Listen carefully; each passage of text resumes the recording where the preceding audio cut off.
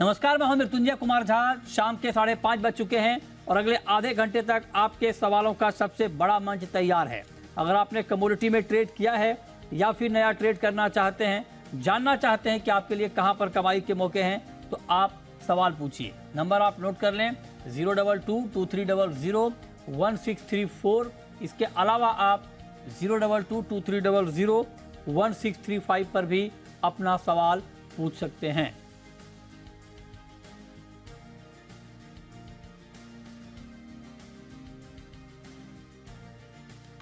और चलिए अब चर्चा को आगे बढ़ाएंगे, लेकिन दाल कीमतों को लेकर इस वक्त बहुत चर्चा है और सरकार इसके ऊपर काफ़ी गंभीर है और इसीलिए कंज्यूमर को सस्ती दाल दिलाने के लिए डिस्काउंटेड रेट पर चना दाल बेचने का भी फैसला सरकार ने लिया है। दाल को लेकर और अभी क्या कुछ चल रहा है, इस पर आइए आपको सुनाते हैं खास बातचीत उपभोक्ता मामलों के सचिव से। आम लोगों को महंगाई से राहत दिलाने के सरकार लगातार प्रयास कर रही है और इसी क्रम में हमारे साथ खास बातचीत के लिए हैं उपभोक्ता मामले सचिव रोहित कुमार सिंह। सर, सबसे पहला सवाल ये कि कल हमने भारत दाल करके एक चना दाल लॉन्च किया है। रियायती दरों पे दाल देश भर में बिकेगी। क्या इसकी पूरी प्रक्रिया होगी और कब से बिक्री शुरू हो रही है? देखिए, इंडिया में 5 तरह की दालें मेजॉरिटी के रूप में खाई जाती हैं। उसमें से सबसे ज़्यादा हमारा प्रोडक्शन और कंजम्पशन चने की दाल का होता है। लगभग 46% प्रोडक्शन भी और कंजम्पशन चने का होता है। हम इसको और प्रमोट करना चाहते हैं। हमारे पास चने का बफर स्टॉक भी है। पिछले साल भी बहुत अच्छी फसल हुई थी, इस साल भी अच्छी फसल है। तो उसके लिए जो उपलब्धता है उसके आधार पे इसको और अफोर्डेबल बनाने के लिए कल हमारे माननीय मंत्री जी ने भारत दाल लॉन्च की है, जो नेफेड और अन्य स्टोर्स के माध्यम से 60 रुपये प्रति केजी 1 किलो के पैक में और 55 रुपये प्रति केजी 30 किलो के पैक में बेची जाएगी। इससे जो दाल की सस्ते दर पर उपलब्धता है वो सुनिश्चित की जा सकेगी और उपभोक्ताओं को राहत मिलेगी, ऐसा हमारा मानना है। असल दाल के क्रम में अगर बात करते हैं तो तूर और उड़द ये दो ऐसी दालें हैं जो लोग या तो पसंद करते हैं या तो उनके मेन्यू में कुछ ज़्यादा होती हैं। इनकी कीमतें लगातार बढ़ रही हैं। अगर हम साल भर की बात करते हैं तो लगभग 30% कीमतें बढ़ी हैं और पिछले एक महीने में अगर हम उपभोक्ता मामले का ही डेटा देखते हैं तो लगभग 7% कीमतें बढ़ी हैं। इसको नियंत्रित करने के लिए किस किस तरह के कदम उठाए जा रहे हैं और जो इम्पोर्ट का स्टॉक था उसकी क्या स्थिति है? तो आपने सही कहा, उड़द का जो प्रोडक्शन था उस पर थोड़ा स्ट्रेस था और जितनी अपेक्षा की गई थी उतना पिछली बार इसका उत्पादन नहीं हुआ। और तूर और उड़द दोनों में हम आयात पर निर्भर रहते हैं। तूर का आयात 95% लगभग म्यांमार से ही होता है और उड़द का आयात 95% म्यांमार से होता है और तूर का आयात ईस्ट अफ्रीकन कंट्रीज़ और म्यांमार दोनों से होता है। तो जो ईस्ट अफ्रीकन कंट्रीज़ है उसका जो एक्सपोर्ट है, भारत के लिए इंपोर्ट, वो अगले माह से उपलब्ध होना शुरू हो जाएगा। तो उससे कीमतों पर पॉजिटिव असर पड़ेगा। मीनिंग की कीमतें थोड़ी कम आएंगी। ओके, तो दाल के ऊपर सरकार का फोकस है और इस पर जो भी आगे अपडेट होगा हम आप तक पहुंचाएंगे। लेकिन ये जो चने के ऊपर फोकस की बात कही गई है ताकि सस्ती दाल चने की मिल पाए कंज्यूमर को, क्योंकि चने का स्टॉक सरकार के पास है। इसका ओवरऑल चने के मार्केट पे क्या इम्पैक्ट होगा, ओवरऑल जो मार्केट प्राइस है उसके ऊपर क्या इम्पैक्ट होगा, सप्लाई पर क्या इम्पैक्ट होगा, इस पर हम डिटेल में बात करेंगे। और बातचीत के लिए हमारे साथ सुनील बलदेवा हैं जो कि दाल के एक्सपर्ट हैं। सुनील जी, बहुत बहुत स्वागत है आपका। ये जो अभी नई पहल सरकार की तरफ से की गई है डिस्काउंटेड रेट में चना दाल बेचने वाली, और अब ये खबर है और ये जो बात अभी कही जा रही है कि चने के ऊपर फोकस ज़्यादा होगा, मतलब दाल को डाइवर्सिफाई किया जाएगा, तुअर उड़द पर ही फोकस ना हो, उसको थोड़ा बढ़ाया जाए, दायरा चने के ऊपर लाया जाए, इसके ऊपर काम चल रहा है। क्या इम्पैक्ट देख रहे हैं इसका आप ओवरऑल चने के मार्केट पे?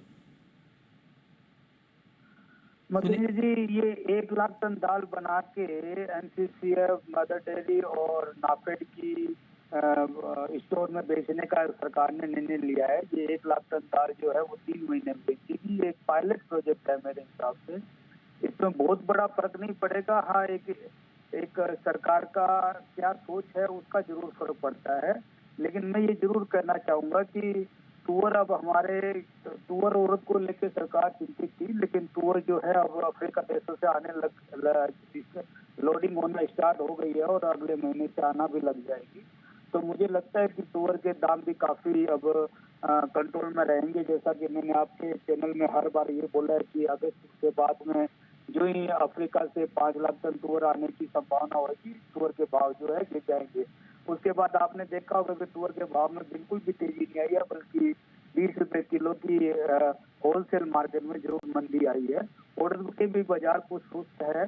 तो मुझे लगता है कि सरकार को जल्दबाजी नहीं करनी चाहिए, क्योंकि चने के भाव वैसे भी एमएसपी से नीचे हैं और चना मेरे को लगता है कि सरकार के पास यदि एक अच्छी मात्रा में स्टॉक रहेगा और कहीं भगवान ना करे कहीं मानसून में कहीं, क्योंकि अभी डिस्ट्रीब्यूशन अच्छा नहीं है मानसून का, और उसके चलते यदि पल्सेस की बुआई कम होती है तो फिर चना आगे जाके काम आएगा।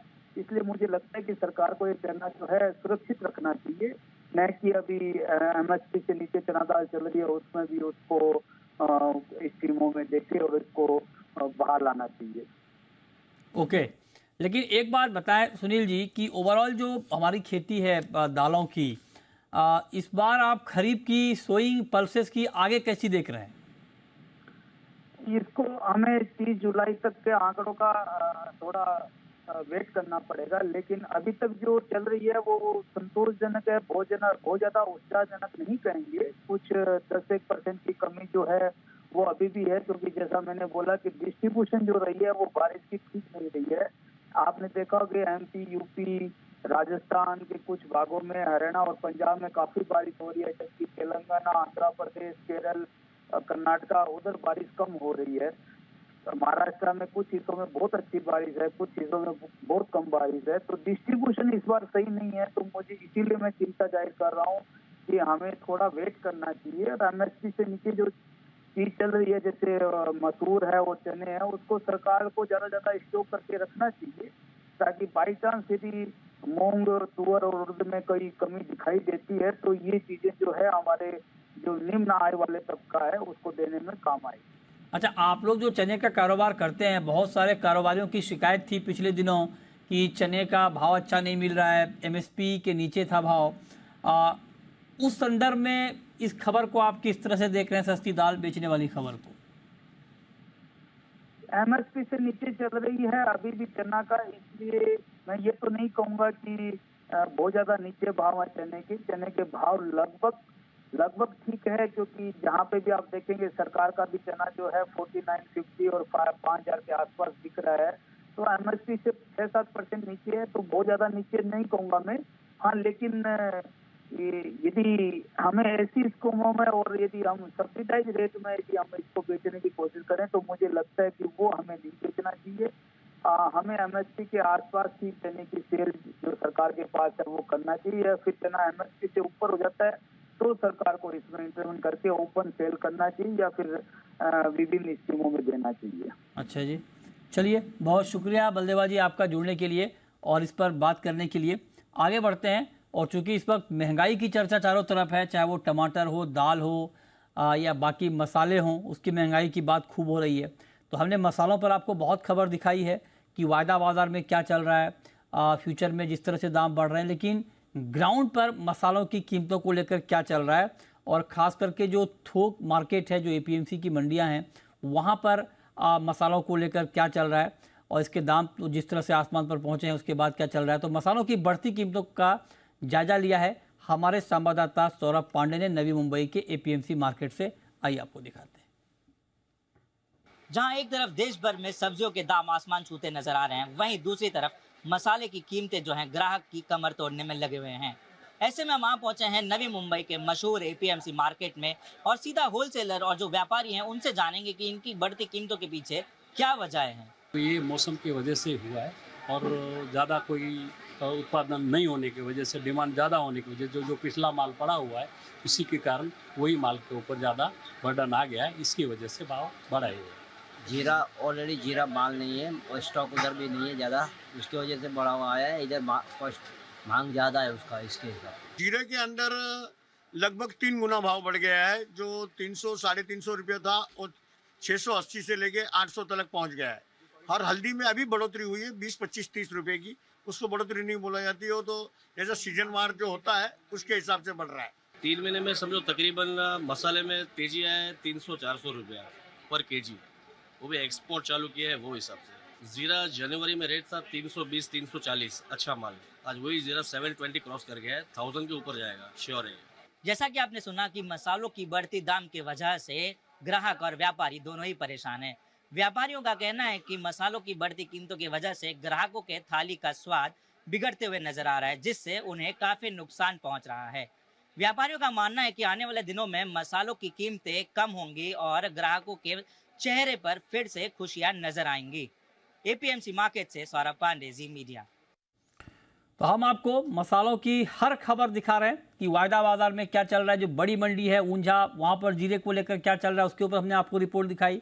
एपीएमसी से आपको सौरभ ने भी रिपोर्ट दिखाई। तो हम एक हॉलिस्टिक कवरेज कर रहे हैं ओवरऑल कि अलग अलग मार्केट में इस वक्त महंगाई को लेकर अलग अलग कमोडिटी की उसका क्या हाल है ग्राउंड, और क्या एक्शन हो रहा है सरकार की तरफ से, ये भी हम आपको लगातार दिखा रहे हैं, बता रहे हैं। चलिए आगे बढ़ते हैं और अब बात करते हैं कि आज के मार्केट में आपको करना क्या है। हमारे साथ अखिलेश जैन साहब हैं टेक्निकल आईक्यू के, और रवि देवरा है कुंवर जी ग्रुप के। आप दोनों का बहुत स्वागत है।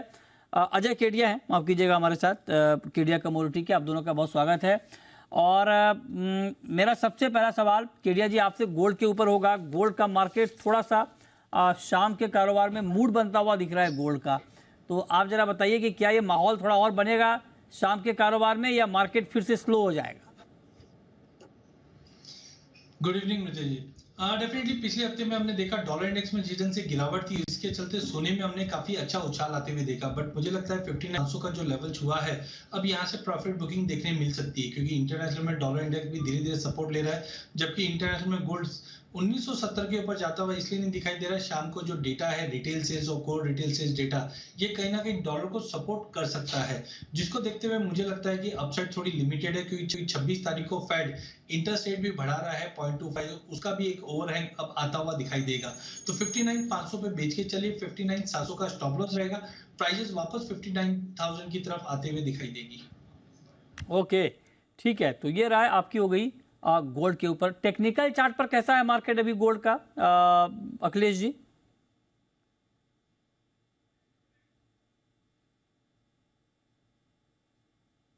अखिलेश जी आप म्यूट हैं, अनम्यूट कर लें। माफी चाहूंगा।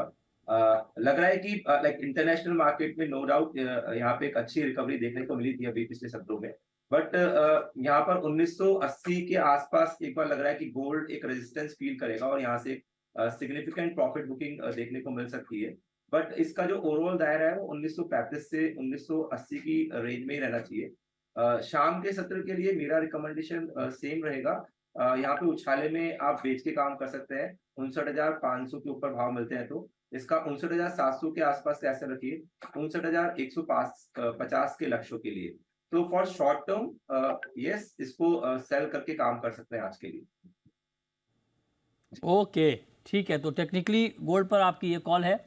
अब जरा हमें ये बताएं अजय जी कि चांदी में आज के लिए, मतलब बिल्कुल शाम के कारोबार के लिए अगले 5-6 घंटे के लिए किस तरह का ट्रेड आप देख रहे हैं, क्या करना चाहिए सिल्वर में?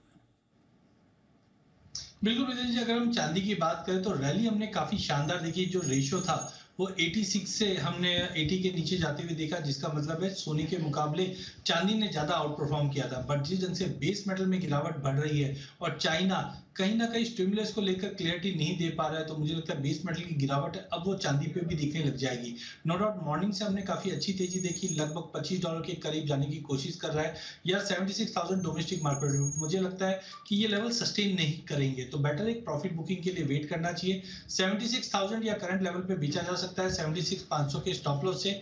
डाउन साइड में मुझे लगता है कि 75,300 से लेकर 75,000 तक के लेवल बैर मिनिमम चांदी में आते हुए देख सकते हैं।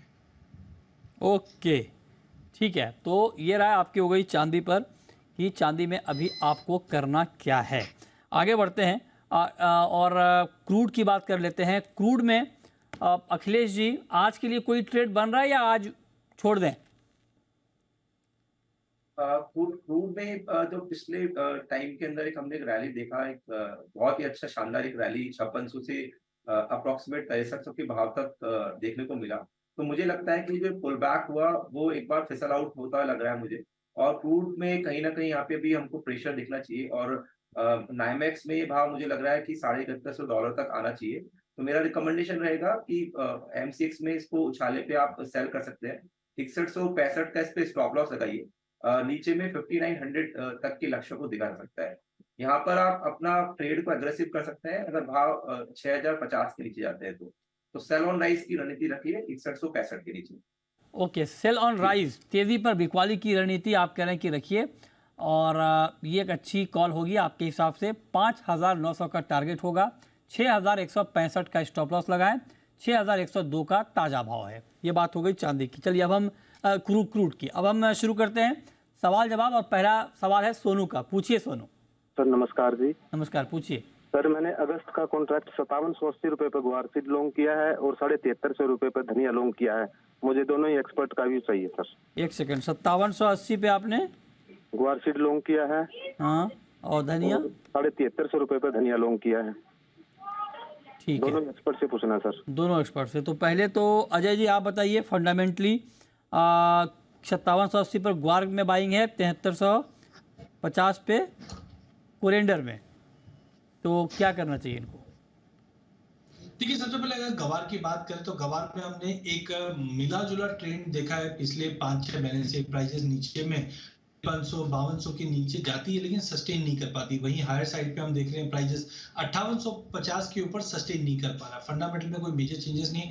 इनफैक्ट मैं एक रिपोर्ट देख रहा था, यूएस में ऑयल एंड गैस के अंदर काफी इन्वेस्टमेंट बाकी है, जो उम्मीद है कि अगले 2-5 महीने में अगर क्लिक होता है तो उसका एक बेनिफिट हमको गवार गब के एक्सपोर्ट में मिलेगा। रुपए की गिरावट है वो भी सपोर्ट करेगा, बट 5850 का लेवल इंपॉर्टेंट है। तो मुझे लगता है कि 5850 का लेवल तोड़ के 6000 तक का लेवल देखने मिल जाएगा अगस्त के फर्स्ट वीक में, तो इनमें बने रहिए। अगर इंटरडे की पोजीशन है तो 5850 कल या परसों तक मिलता है तो वहां पे एक प्रॉफिट बुक कर सकते हैं। वहीं अगर धनिया की अगर बात करते हैं हम, तो धनिया के अंदर एक रैली देखी है जो हम बोल सकते हैं पिछड़ती हुई रैली रही है। पहले जीरे में तेजी थी, फिर हल्दी में तेजी, उसको देखते हुए धनिया में तेजी आई। एक्सपोर्ट डिमांड अच्छी बताई जा रही है, टाइमिंग अराइवल्स मार्केट में कम थे, लेकिन एक चीज ध्यान रखिए, हमारे पास कैरी ओवर स्टॉक धनिया का काफी ज्यादा है, जिसकी वजह से एक सेलिंग देखने में मिल सकती है फिर से। तो आज हमने 7500 का एक हाई लगते हुए देखा है, तो टेम्पररी हमारा व्यू है, तेजी का जरूर है, बट 7500 पे एक प्रॉफिट बुकिंग वापस हिट होगी। शॉर्ट बिल्कुल नहीं करना है, वापस प्राइजेस अगर 7200-7150 के करीब आए लेके ही काम कीजिए,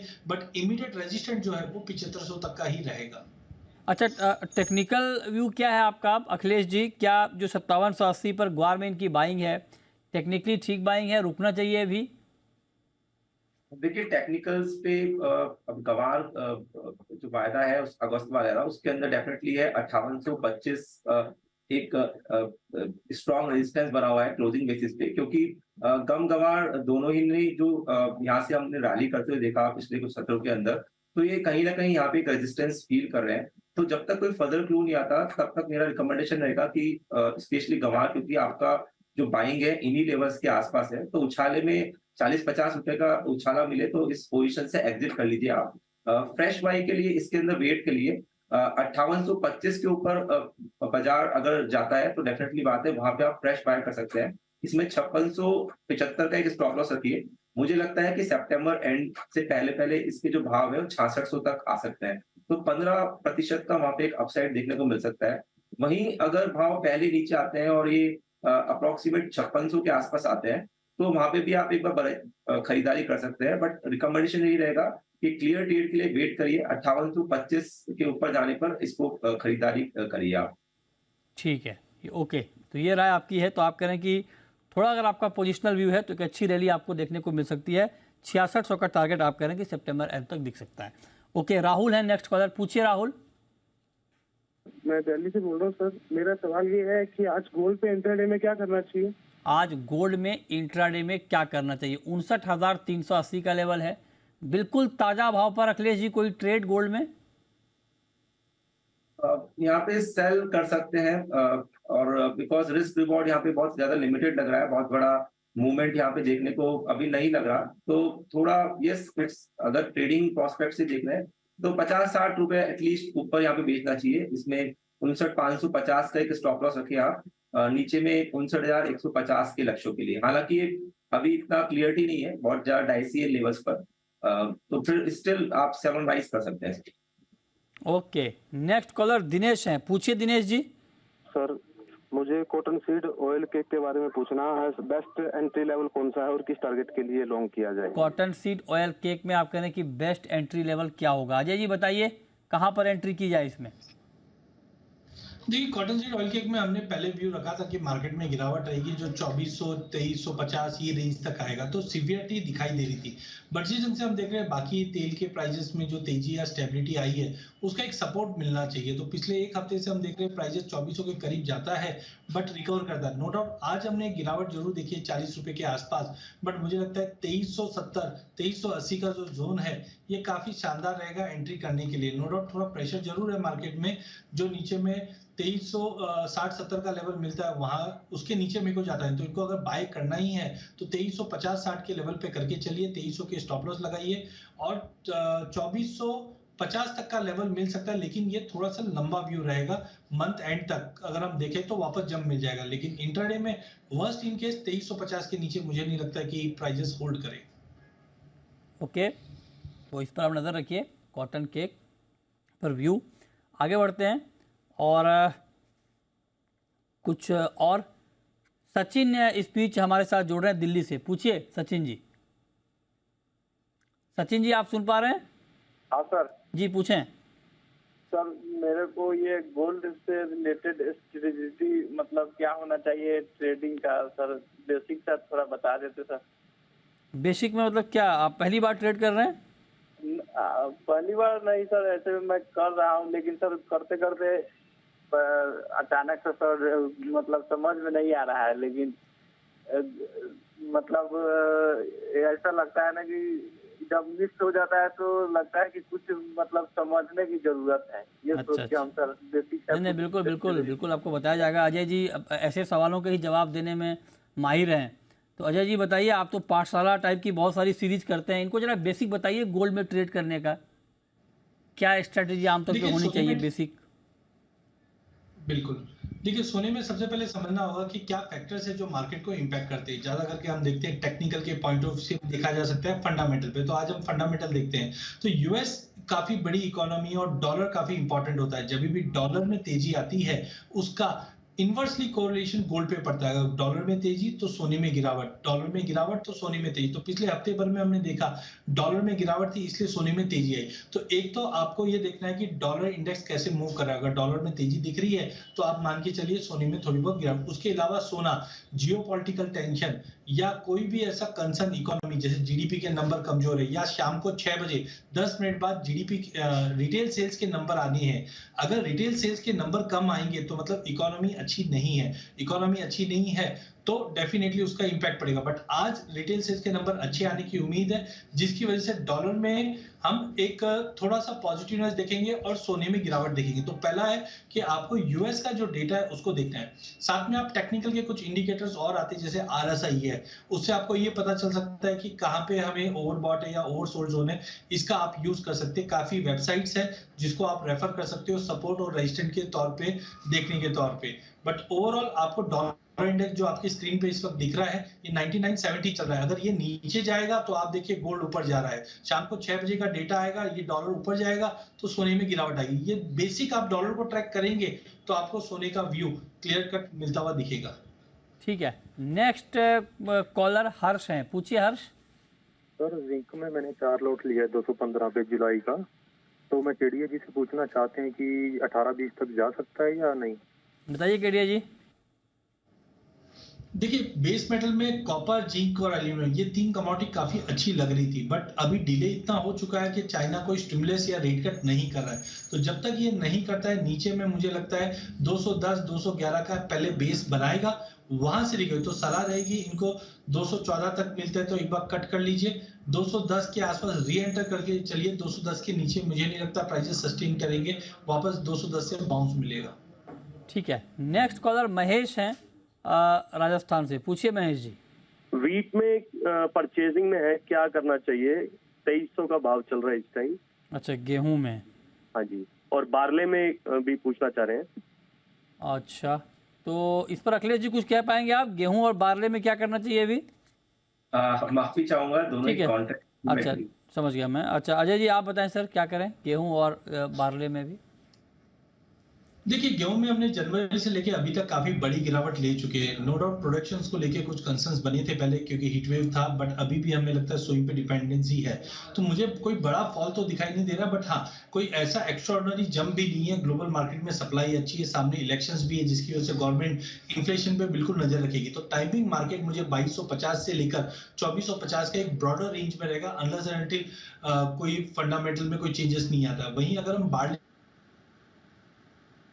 ओके ठीक है, तो ये व्यू हो गया आपका व्हीट पे, बार्ले पे। चलिए बहुत शुक्रिया अजय जी आपका और अखिलेश जी आपका जुड़ने के लिए और बताने के लिए आज कहाँ पर ट्रेड का मौका बन सकता है।